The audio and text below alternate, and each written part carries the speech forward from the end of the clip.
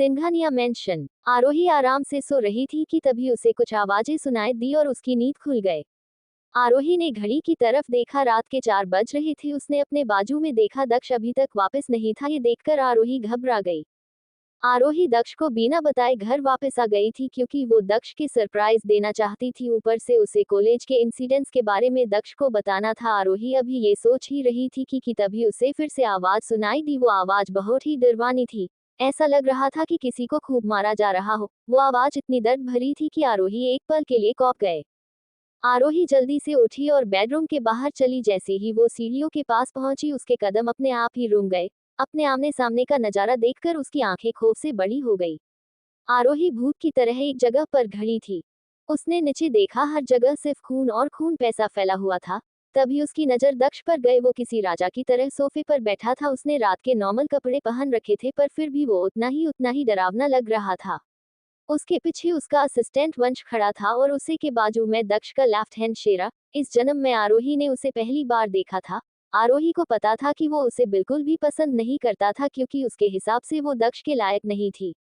वही दक्ष के ठीक बाजू में एक टाइगर लेटा हुआ था। वो टाइगर कोई ऐसा वैसे टाइगर नहीं था। उसके फर सफेद रंग के थे, जो बहुत ही कम पाए जाते थे। उसे देखकर लग रहा था कि वो सो रहा है, पर आरोही बता सकती थी कि वो बस दक्ष के ऑर्डर का इंतजार कर रहा था कि दक्ष उसे कुछ कहे और वो आदमी जो खून से लथपथ जमीन पर पड़ा था उसका काम तमाम कर दे। वो आदमी के पूरे शरीर से पानी की तरह खून बह रहा था। उसके पूरे शरीर में चोटों के निशान थे। कुछ निशान तो इतने भयानक थे कि उसकी अंदर की हड्डियां तक नजर आ रहा था। वो आदमी बार बार दक्ष से अपनी जान की भीख मांग कर रहा था। वो सीन इतना भयानक था कि किसी भी रूह कौंप गए, पर फिर भी वहां किसी को कोई फर्क नहीं पड़ रहा था, जैसे ये इनका रोज का काम हो। किसी के चेहरे पे कोई एक्सप्रेशन नहीं थे। एक लड़का बिना रुके उस आदमी को मार रहा था और वो आदमी उससे दया की भीख मांग रहा था, उसे छोड़ने को बोल रहा था, पर फिर भी वो आदमी बिना रुके उस पे कोड़े बरसाए जा रहा था। मिस्टर सिंघनिया, प्लीज मुझे माफ कर दीजिए। मैं सच में आगे से ऐसा कुछ नहीं करूंगा। बस इस बार मुझे छोड़ दीजिए। आरोही से जब और बर्दाश्त नहीं हुआ तो उसने कसकर अपनी आंखें बंद कर ली। वही वो आदमी बिना रुके बस चिल्लाए ही जा रहा था और रहम की भीख मांग रहा था। वही दक्ष, जिसे शांति पसंद थी, उसे अब ये बात बिल्कुल पसंद नहीं आ रही। उसके चेहरे पे इरिटेशन साफ नजर आ रहा था, पर उसने कुछ नहीं कहा। लेकिन तभी एक एक जोरदार चीख सुनाई दी और हॉल में एकदम से शांता छा गई, क्योंकि टाइगर ने एक झटके से साथ उस आदमी का काम तमाम कर दिया था।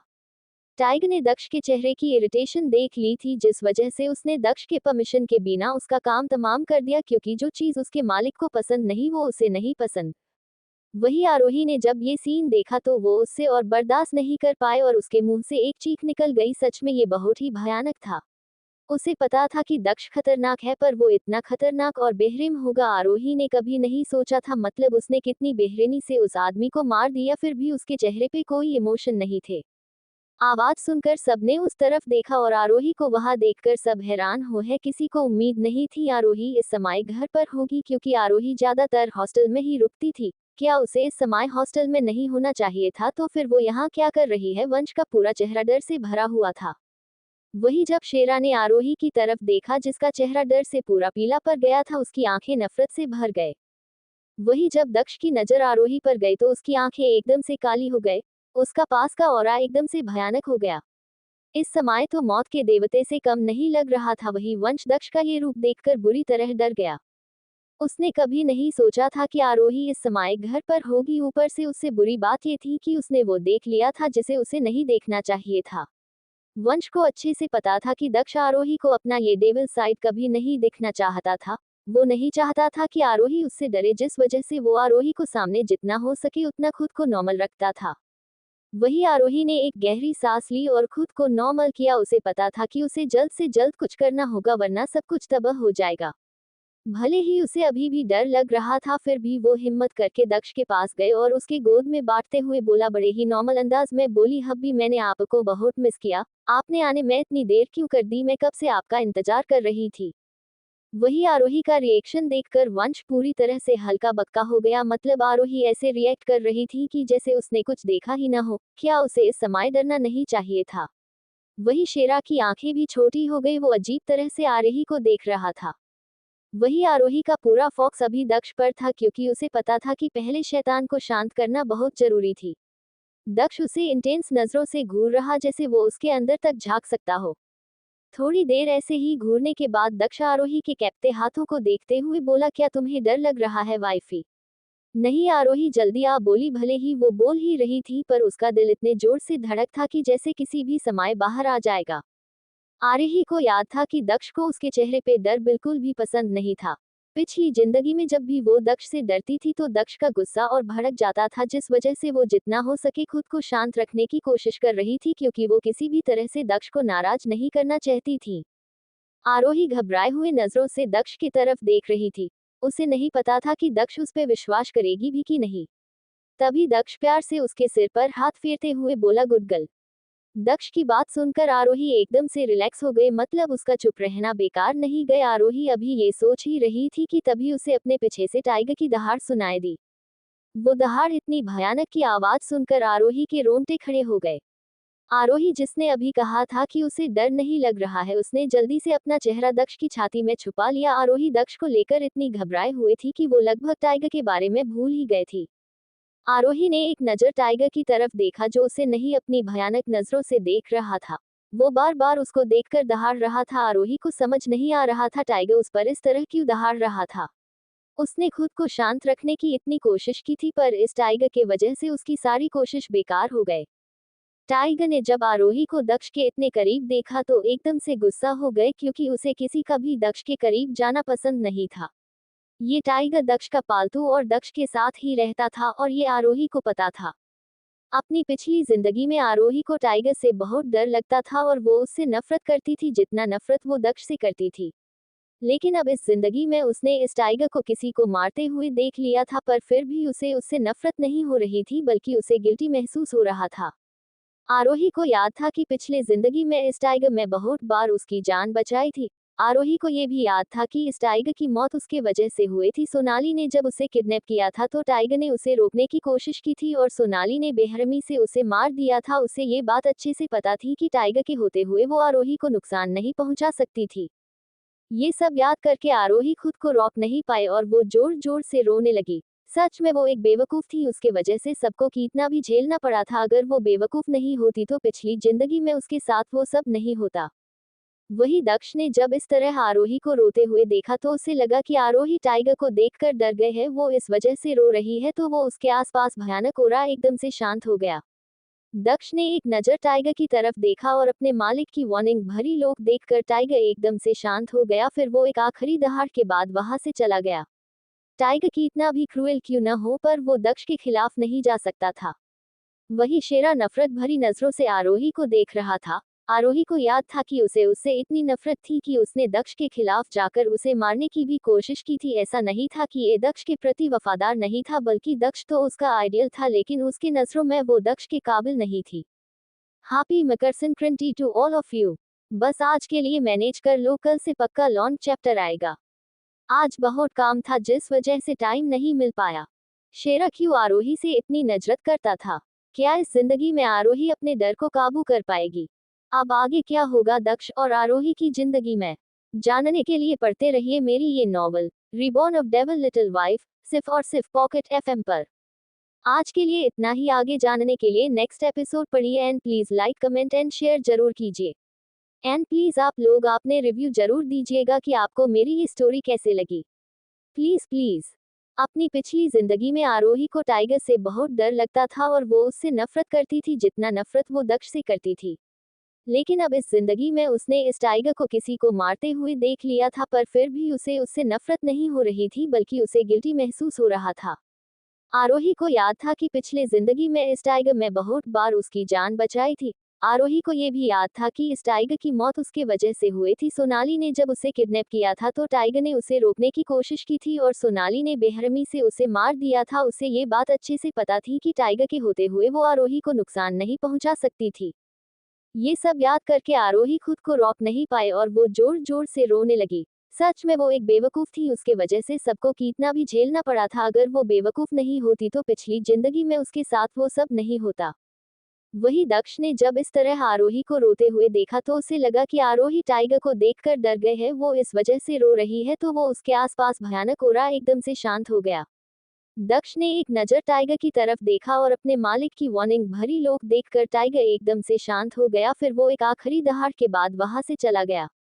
टाइगर कितना भी क्रूएल क्यों न हो, पर वो दक्ष के खिलाफ नहीं जा सकता था।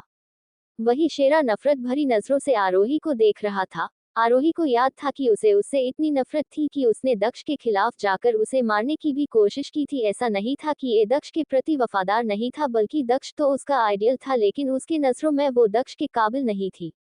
वही टाइगर के वहां से जाने के बाद आरोही काफी हद तक शांत हो चुकी थी। आरोही ने अभी जो कुछ भी हुआ उसके बारे में उसने दक्ष से कुछ नहीं पूछा। उसे पता था वो जितना इस बारे में बात करेगी वो उतना खुद को मुसीबत में पाएगी, और आरोही को अपने पैर पर कुल्हाड़ी मारने का कोई शौक नहीं था। फाइनली आरोही हिम्मत करते हुए बोली, अब भी काफी लेट हो गया है और मुझे सुबह जल्दी भी उठना ही, इसलिए मैं सोने जा रही थी। दक्ष काफी देर तक आरोही को देखता रहा, उसके बाद वो बोला, ठीक है। ये सुनकर आरोही एक पल भी वहां नहीं रुकी। उसने जल्दी से दक्ष के लिप्स पर एक लाइट किस की और तेजी से वहां से भाग गए। लेकिन आरोही वहां से सीधे अपने रूम में नहीं गए, बल्कि वो पूरे घर में इधर उधर घूम रही थी जैसे वो किसी को खोज रही हो। लेकिन जब बहुत देर तक खोजने के बाद भी उसे वो नई चीज नहीं मिली तो वो निराश हो गए। वो निराश होकर अपने रूम में जाने ही वाली थी कि उसकी नजर दूर पड़े एक चीज पर, और उसकी आंखें एकदम से चमक उठी। वो टाइगर था जो गार्डन में सोया था, जिस वजह से आरोही की नजर उस पर नहीं पड़ी थी। ये देखकर आरोही जल्दी से किचन में गए और उधर से कुछ मटन के पीसेस लेकर आए। उसे याद था कि टाइगर को ये बहुत पसंद था। वो मटन के लेकर सीधे गार्डन की तरफ चली गई। वही टाइगर जो अब तक शांति से लेटा हुआ था, उसने जब किसी की आहट सुनी तो उसकी आंखें एकदम से खुल गई। इस समय उसकी आंखें एकदम लाल थीं और वो बहुत ही डरावना लग रहा था। टाइगर को इस तरह देखकर आरोही एक पल के कौप गए, लेकिन वो उतनी जल्दी शांत भी हो गए। उसे टाइगर के नेचर के बारे में अच्छे से पता था। भले ही वो डरावना दिखता था, लेकिन आरोही को ये पता था कि वो कभी भी उसे नुकसान नहीं पहुंचेगा। उसने अभी थोड़ी देर पहले ही उसे दक्ष के करीब देखा था और वो समझ गया होगा कि वो दक्ष के लिए कितनी इम्पोर्टेंट है, इसलिए वो चाहकर भी उसे नुकसान नहीं पहुंचा सकता था। वैसे भी आरोही का कोई बुरा इरादा नहीं था, वो बस टाइगर के साथ दोस्ती करना चाहता था, उसके साथ खेलना चाहती थी। वो उसके सॉफ्ट से फर को छूना चाहती थी।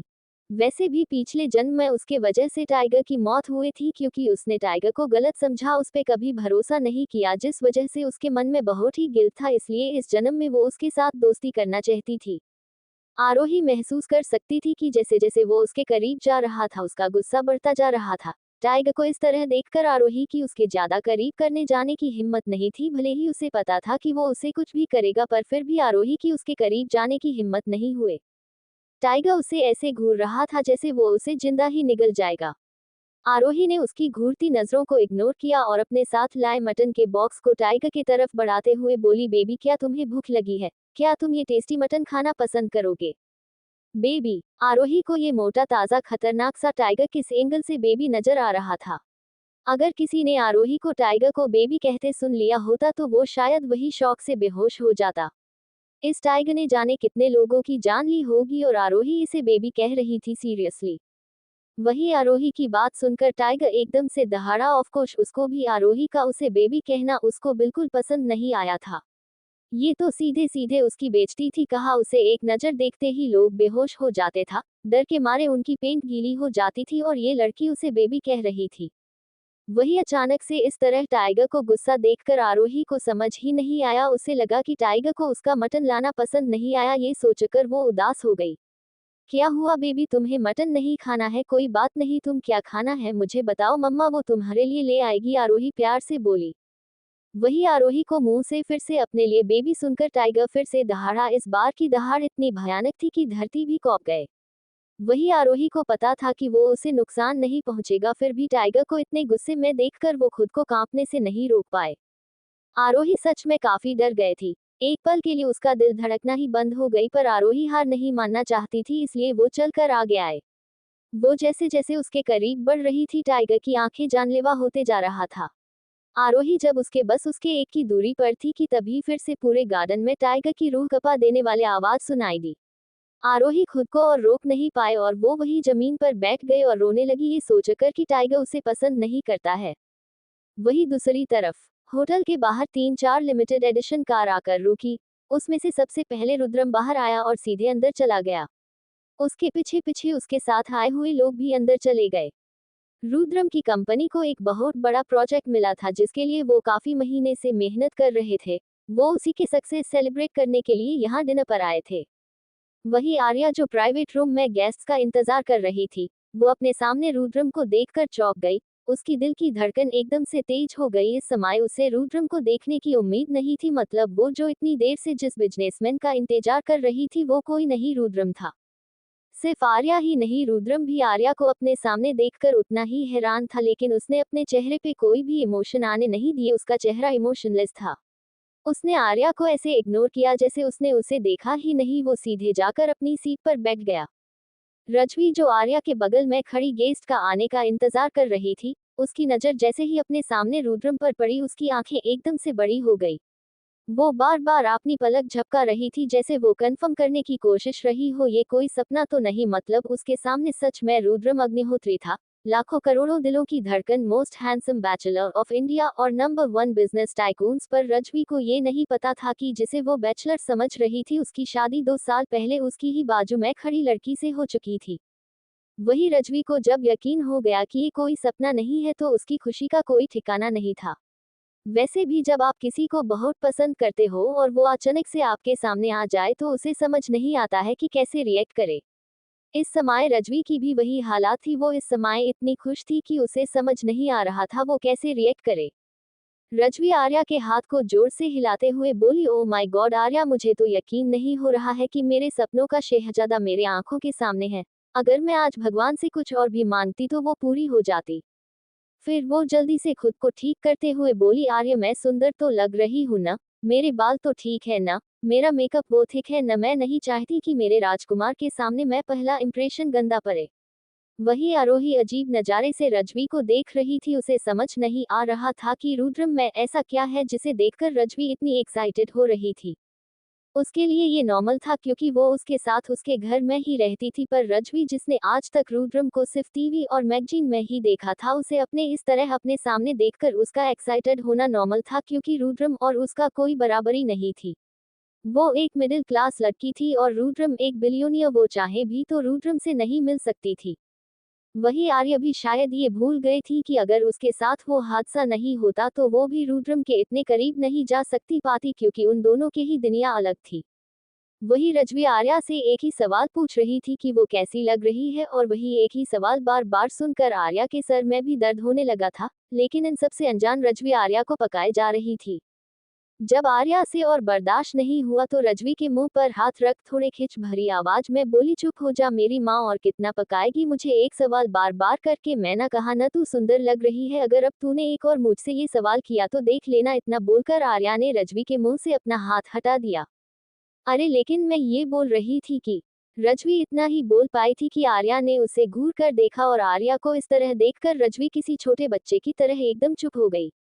वही रुद्रम जब से रूम में आया था उसकी नजरें बस आर्या पर ही थी। वो अपनी गुस्से भरी नजरों से आर्या को घूर रहा था क्योंकि उसे आर्या को ड्रेस बिल्कुल भी पसंद नहीं आई थी। इस समय आर्या ने एक व्हाइट कलर की बॉड फिट टॉप पहन रखी थी जिसमें उसके कर्व साफ नजर आ रहा था, और उसे के साथ घुटने तक की स्कर्ट पहन रखी थी जिसमें आर्या काफी ज्यादा सुंदर लग रही थी। कोई भी आर्या को इस तरह देखेता तो उसकी खूबसूरती में खो जाता, और यही बात से रुद्रम को पसंद नहीं आ रही थी। रुद्रम अपनी चीज को लेकर बहुत पजेसिव था। उसे बिल्कुल भी पसंद नहीं था कि कोई उसकी चीज को हाथ लगाए, तो उसके सामने तो उसकी बीवी खड़ी थी तो वो किसी की भी नजरें उस पे कैसे बर्दाश्त कर सकता था। आर्य को इस तरह पता नहीं कितने लोगों ने देखा होगा, और ये सोच सोचकर रुद्रम का खून खोल रहा था। रुद्रम आर्या को घूरते हुए मन में बोला, देखो तो इसे, ऐसे तो घर पर बड़ी संस्कारी बनी फिरती रहती है और अब मैंने इसे थोड़ी सी आजादी क्या दे दी, ये तो उड़ने है लगी। क्या ये भूल गई कि अब ये शादीशुदा है और इसे अपनी मर्यादा में रहना चाहिए? मेरे सामने तो इसने कभी भी ऐसे कपड़े नहीं पहने और बाहर निकलते ही उसके पर निकल आए। एक बार ये मेरे हाथ आ जाए तब मैं इसे बताता हूँ। वही आर्या जब से आई थी वो तब से रुद्रम को इग्नोर कर रही थी। वो अपनी तरफ से पूरी कोशिश कर रही थी वो रुद्रम की तरफ ना देखे, लेकिन उसे अपने अपर रुद्रम की नजरों की तपिश साफ महसूस हो रही थी। आर्या अपने चेहरे पर आ रहे बालों को कान पीछे करते हुए मन है मन बोली, इन्हें क्या हुआ है? ये मुझे इस तरह क्यों घूर रहे हैं? मैंने तो अभी कुछ किया भी नहीं। आर्या अपने आप को शांत करने की पूरी कोशिश कर रही थी। अब रुद्रम आर्या के साथ क्या करेगा? मुझे पता है कि आप सब मुझसे गुस्सा है कि मैं इतना छोटा चैप्टर क्यों लिखती हूँ, इसलिए आज मैंने एक लॉन्ग चैप्टर लिखा है।